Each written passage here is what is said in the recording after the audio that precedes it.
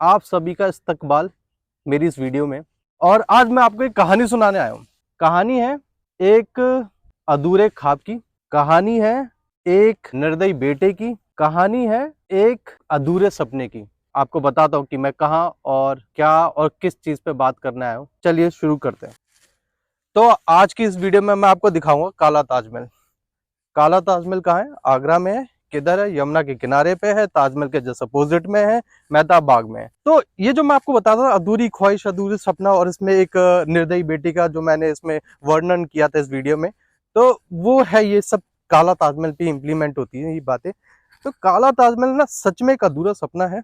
अच्छा, इसकी दो दो कहानियां हैं। कुछ लोगों का मानना है कि ये काल्पनिक कहानी है, मतलब इसका कोई लेना ही देना नहीं है इतिहास में, और एक कहानी है जो इतिहासकारों ने कही है। उसके मैं आपको एविडेंस इस वीडियो में दिखाऊंगा और धीरे धीरे आपको उस जगह के मतलब उससे रूबरू कराऊंगा कि है क्या वो चीज़।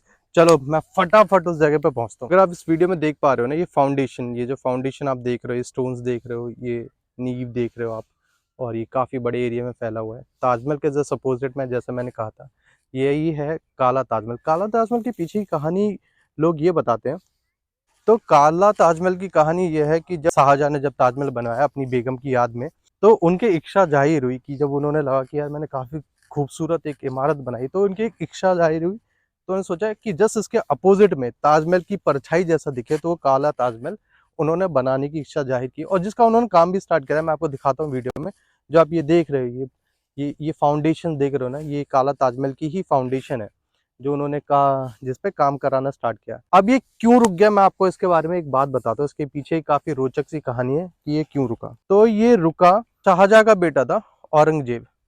कहा जाता है ताजमहल के निर्माण में इतना खर्चा हो चुका था कि उनका फाइनेंस होता है वो काफी कर्जे में आ चुका था। और जब औरंगजेब ने जब इसे वो किया, जब संभाला, गद्दी संभाली, तो उसने कर ज्यादा लगाए लोगों पे, टैक्सेस ज्यादा लगाए लोगों पे, जिससे कि वो रिकवर कर सके पैसा जो शाही खजाने से गया था ताजमहल को बनाने के लिए। तो अब क्या था कि पैसा तो था ही नहीं। शाहजहां की इच्छा थी कि वो तो काला ताजमहल बनवाए, वो यहाँ अपनी कब्र चाहते थे। ये भी इतिहासकारों ने ये भी लिखा है कि वो अपनी कब्र यहाँ चाहते थे, मुमताज बेगम की कब्र सामने चाहते थे, जो कि वो ताजमहल है। तो उन्होंने ये भी लिखा है कि उनकी कब्र यहाँ वो अपनी चाहते थे। तो अब क्या हुआ, पैसा था नहीं, और जब उन्होंने काम स्टार्ट कराया, अपनी इच्छा जाहिर की, औरंगजेब को जब ये पता पड़ा, तो उन्होंने अपने पिताजी को नजरबंद करा दिया। और नजरबंद कराया सामने ही किला में, लाल किला में, कि जहां से लाल किले से वो मुमताज की कब्र को देखते रहे। तो उन्होंने ये अपने पिताजी की इच्छा जानने के बाद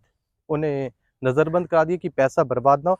अच्छा, एक और चीज जो इतिहासकार अपनी कहानियों में बताते हैं कि सिर्फ सिंगल रीजन ये नहीं था कि ताजमहल का निर्माण हुआ और शाहजहां ने काफी पैसा बहाया, नहीं। औरंगजेब एक क्रूर शासक था, उसने काफी लड़ाइयां लड़ी थी, उन युद्ध में भी अच्छा खासा पैसा बर्बाद हुआ था। तो ये तो वो कहानी थी, एक तरफा कहानी थी, जो इतिहासकार भी कहते हैं काला ताजमहल को लेके कि उनका तो काला ताजमहल का निर्माण क्यों अधूरा छोड़ा, क्या क्यों आज वो इतना अधूरा पड़ा हुआ है। और एक है यूरोपियन लेखक जैन बैप्टाइस्ट टेविनियर। अगर मैं नाम गलत बोल रहा हूँ, जहाँ तक मेरे को लगता है सही बोल रहा हूँ, फिर भी अगर मैं गलत बोल रहा हूँ तो आप गूगल कर लेना। वो 1665 में जब उन्हें काला ताजमहल के ऊपर ये चीज़ पता पड़ी, और जब उन्होंने यहाँ का इतिहास पढ़ा, तो वो यहाँ आए और उन्होंने अपनी कुछ रिसर्च भी की, शायद उन्हें एक किताब भी पब्लिश की जहाँ उन्होंने लिखा भी इसके बारे में। तो उन्होंने कहा कि नहीं, ये एक काल्पनिक कहानी है, इसका कोई सच में वजूद नहीं है इसका, ये सब मन धड़ंग कहानी है। ना काला ताजमहल कभी बनाने की बात हुई थी, ना वो काला ताजमहल बनाया जा रहा था, ना शाहजहां चाहता था काला ताजमहल बने, ना उन पे पैसा था, ना उन्होंने ऐसी कोई इच्छा प्रकट की। पर यहीं जो इतिहासकारों ने लिखा है उसमें तो ऐसा कहा गया है कि शाहजहां चाहते थे, उनकी आखिरी ख्वाहिश थी कि काला ताजमहल बनाया जाए, उन्हें वहां दफनाया जाए। तो ये है वो काला ताजमहल जिसको मैं बार बार दिखा रहा हूँ इस वीडियो में। तो ऐसा था कि शाहजहां ने, एक किस्सा ये, तो ऐसा था कि शाहजहां ने तो कह दिया था अपने बेटे से, औरंगजेब से, कि मेरे को यहाँ दफना दिया जाए, काला ताजमहल बना दिया जाए। ये और उनकी आखिरी शाही ख्वाहिश थी कि की जाए, मुकम्मल की जाए, इस पर मुकम्मल किया जाए। तो ये तो नहीं हुआ। औरंगजेब एक गेम बहुत अच्छा खेल गया, पैसे थे ही नहीं, और वो चाहता भी नहीं था ये फिजूल खर्ची हो। तो उन्होंने क्या किया ना, कि अपने बेसिकली क्या होता है जब एक सरदार होता है ना, एक संतलत होती है, सरदार होता है, राजा होता है, तो उसके ऐसे नहीं होता है लेफ्ट विंग राइट विंग दो लोग होते हैं, जैसे कि आज चल भी रहा आज के ज़माने में। कुछ लोग उनके पक्ष में रहते हैं, कुछ लोग उनके पक्ष में नहीं रहते। तो कुछ लोग शाहजहाँ के पक्ष में तो थे ही, हमेशा से उसके लॉयल थे वो। तो उन्होंने भी कहा कि भाई बनवाओ काला ताजमहल। तो फिर औरंगजेब ने बहुत बखूबी अपने दिमाग का इस्तेमाल करते हुए बोला कि अब्बा जान ने मम्मी की याद में ये ताजमहल बनवाया है, दोनों प्यार भी एक दूसरे से बहुत करते थे, तो काला ताजमहल बनवाने की क्या ही ज़रूरत है। एक काम करते हैं, पापा को मम्मी के बगल में दफना देते हैं, दोनों हमेशा साथ ही रहेंगे, दोनों एक दूसरे से प्यार भी बहुत करते थे। तो ये था एक छोटा सा, मतलब ये मैं अपने मन से ऐसी कहानी नहीं बता रहा, ऐसा ही कुछ हद तक सेम लिखा हुआ है इतिहासकारों ने अपने इतिहास में, और आपको कहीं जगह ये पढ़ने को भी मिल जाएगा इंटरनेट पे किताबों में।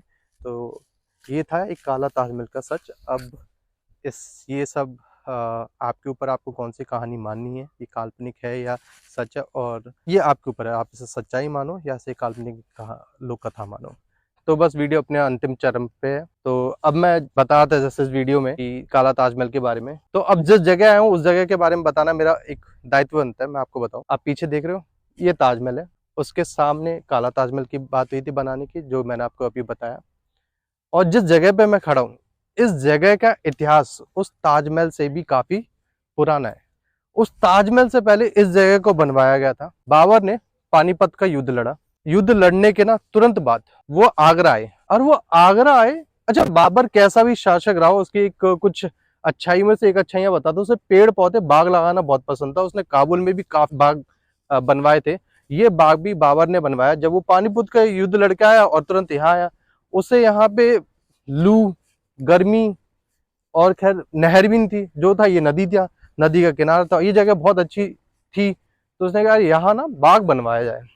तो ये जो आप बाग देख रहे हो, और ये काफी अभी भी अच्छे यहाँ पे अनार के, अमरूद के, बेलपत्र के, आंवले के काफी काफी पेड़ है, और जिन पर अभी भी फल अच्छी मात्रा में और अच्छे फल होते हैं।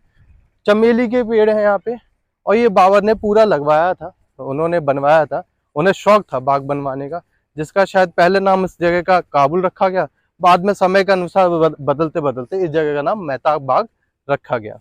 अगर आप ताजमहल घूमने आए हो तो आप यहाँ पे घूमने आइए, वेल मेंटेन्ड है, गंदगी नहीं है। हाँ, हालांकि हिंदुस्तान में पार्क का अक्सर यूज होता है चटाइयाँ और न्यूज़पेपर बिछाने में, पर इस योगी सरकार आने के बाद यहाँ पे अब वो सारे कारनामे नहीं होते।